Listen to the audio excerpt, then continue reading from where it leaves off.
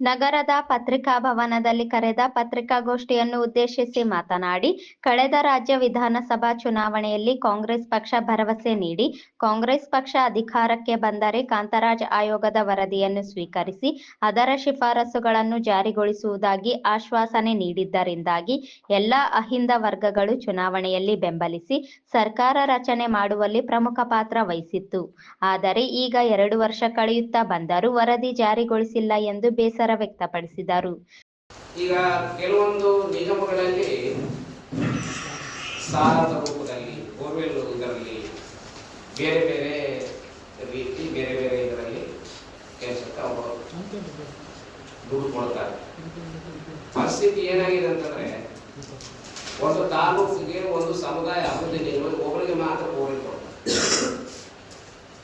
ಆವಾಗ ಇವೆಲ್ಲ ಅಭಿವೃದ್ಧಿ ನಿಗಮಗಳು ಇಲ್ಲದಂಥ ಸಂದರ್ಭದಲ್ಲಿ ದೇವರಾದರ್ಶ ಅಭಿವೃದ್ಧಿ ನಿಗಮದಲ್ಲಿ ಅನೇಕ ಸಮುದಾಯಗಳಿಗೆ ಅವರ ಆರ್ಥಿಕವಾಗಿರುವಂಥವ್ರು ರೈತರಿರ್ಬೋದು, ಕೂಲಿ ಕಾರ್ಮಿಕರಿರ್ಬೋದು, ವ್ಯಾಪಾರಸ್ಥರಿರ್ಬೋದು, ಅವರಿಗೆ ಒಂದೊಂದು ಸಮುದಾಯ ಸುಮಾರು 2-3 ಒಂದೊಂದು ತಾಲೂಕಿನಲ್ಲಿ ಸಾಲ ಸವಲತ್ತುಗಳು ಸಿಗ್ತಾ ಇದೆ. ಈ ಪರಿಸ್ಥಿತಿ ಏನಾಗಿದೆ, ಅದು ತಾಲೂಕು ಮಟ್ಟದಲ್ಲಿ ಜಿಲ್ಲಾ ಸಿಇಒಗೆ ಅಧಿಕಾರ ಕೊಟ್ಟಿದ್ದಾರೆ. ಅವರು ಕೆಲವೊಂದು ಮಾನದಂಡಗಳು ಇಟ್ಟಿದ್ದಾರೆ. ಒಂದು ತಾಲೂಕಿಗೆ ಒಂದು ಬೋರ್ವೆಲ್ ಅಥವಾ ಒಂದು ಸಾಲ ಅಥವಾ ಇನ್ನೊಂದು ಯಾವುದೇ ಬಿಸ್ನೆಸ್ ಮಾಡಲಿಕ್ಕೆ ಅಥವಾ ಕಾರ್ ಲೋನ್ಗೆ ಇವೆಲ್ಲದಕ್ಕ ಆ ಸಮುದಾಯ ಒಬ್ಬರೇ ಅವಾಗ ಇದಿಲ್ಲ, ಬಜೆಟೇ ಇಲ್ಲ. ಹಾಗಾಗಿ ನಾವು ಅದನ್ನು ಜಾಸ್ತಿ ಮಾಡಬೇಕು ಮತ್ತು ಏನು ಈ ಮಾನದಂಡಗಳು ನಿಯಮಗಳು ಇಟ್ಟಿದ್ದೀರಿ ಅದು ಸಡಿಲಗೊಳಿಸಬೇಕು. ನೇರವಾಗಿ ಅವರಿಗೆ ಆ ಒಂದು ಯೋಜನೆ ತಲುಪುವಂಥ ರೀತಿಯಲ್ಲಿ ಕೆಲಸಗಳು ಆಗಬೇಕು ಅಂತೇಳಿ ನಾನು ಆ ಮುಖಾಂತರ ಒತ್ತಾಯ ಮಾಡ್ತೇನೆ. ಸರ್ಕಾರ ಹಿಂದುಳಿದ ವರ್ಗಗಳ ವಿವಿಧ ಜಾತಿಗಳ ನಿಗಮ ಮಂಡಳಿಯನ್ನು ರಚಿಸಿದ್ದು, ಕೆಲವೇ ನಿಗಮಕ್ಕೆ ಮಾತ್ರ ಹಣ ಬಿಡುಗಡೆ ಮಾಡಿ ಬಹುತೇಕ ನಿಗಮಗಳಿಗೆ ಯಾವುದೇ ಹಣವನ್ನು ನೀಡದೆ ವಂಚಿಸಲಾಗುತ್ತಿದೆ. ಅಲ್ಲದೆ ಜಿಲ್ಲೆಯು ಶೈಕ್ಷಣಿಕವಾಗಿ ಹಿಂದುಳಿದಿದ್ದು, ಪ್ರತಿ ತಾಲೂಕಿಗೊಂದರಂತೆ ಬಾಲಕ ಬಾಲಕಿಯರ ವಿದ್ಯಾರ್ಥಿ ನಿಲಯಗಳನ್ನು ಪ್ರಾರಂಭಿಸಬೇಕು. ಅಲ್ಲದೆ 2025-26ರಲ್ಲಿ ಆಯವ್ಯಯದಲ್ಲಿ ಜನಸಂಖ್ಯೆಗೆ ಅನುಗುಣವಾಗಿ ಹಣವನ್ನು ಬಿಡುಗಡೆ ಮಾಡಬೇಕು. ಕನಿಷ್ಠ 5,000 ಕೋಟಿ ರೂಪಾಯಿಗಳ ಅನುದಾನವನ್ನು ಹಿಂದುಳಿದ ವರ್ಗಗಳ ನಿಗಮಗಳಿಗೆ ಒದಗಿಸಿ ಹಿತ ಕಾಯಬೇಕು.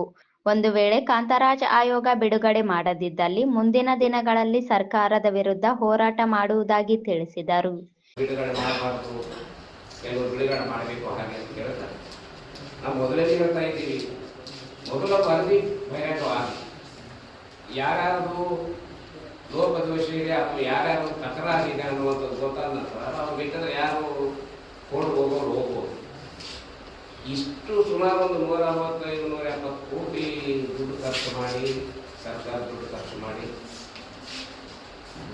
ಅನೇಕ ವರ್ಷಗಳಿಂದ ಕಾಂತರಾಜ್ ಆಯೋಗ ಆಯೋಗ ಆಯೋಗ ಆಯೋಗ ಅಂತೇಳಿ ಅದನ್ನು ಹೇಳಿ ಹೌದು ಬೇಡ ಬೇಡ ಬೇಡ ಅಂತೇಳಿ ಇನ್ನು ಎಷ್ಟು ದಿವಸವರೆಗೆ ಇರ್ತೀವಿ ಬಹಿರಂಗಪಡಿಸ್ತೀವಿ. ಸರ್ಕಾರಕ್ಕೆ ಬೆಂಬಲ ಕೊಟ್ಟಿರುವಂಥ ಅನೇಕ ಸಮುದಾಯಗಳು ಈಗ ನಿರೀಕ್ಷೆ ಮಾಡ್ತಾ ಇದ್ದಾರೆ. ಆದಷ್ಟು ತಾವು ಮುಂದಿನ